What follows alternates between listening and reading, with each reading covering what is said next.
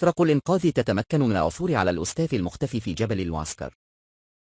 مرحبا بكم في قناة اليوم بالدارجة. هذه القناة تقدم لكم جديد الأخبار المغربية والدولية.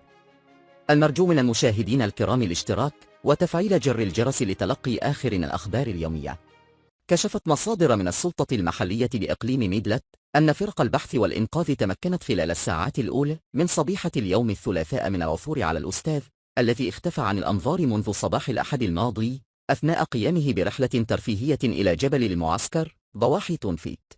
وحسب المعلومات التي وفرتها السلطات ذاتها، فإن فرق البحث والإنقاذ عثرت على الأستاذ المختفي بسافلة جبل المعسكر الواقعة بالمنطقة المعروفة بتمالوت التابعة لجماعة تنفيت إقليم ميدلت، مشيرة إلى أن الضحية تعرض لكسور مختلفة، مما أدى إلى نقله على وجه السرعة إلى المستشفى الإقليمي الحسن ثان بميدت لتلقي العلاجات.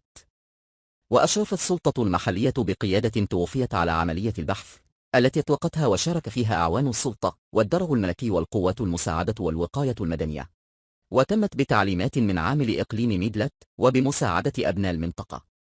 ومباشرة بعد العثور على الضحية تم توجيهه إلى المركز الصحي الجماعي لتنفيت حيث تلقى العلاجات الأولية، ونقله بعد ذلك إلى ميدلت حيث كان في انتظاره طاقم طبي وتمريضي سيشرف على إخضاعه للعمليات الجراحية الضرورية، فيما أشرف عامل إقليم ميدلت المصطفى النوحي والمندوب الإقليمي للصحة والحماية الاجتماعية على استقبال الضحية بالمستشفى الإقليمي.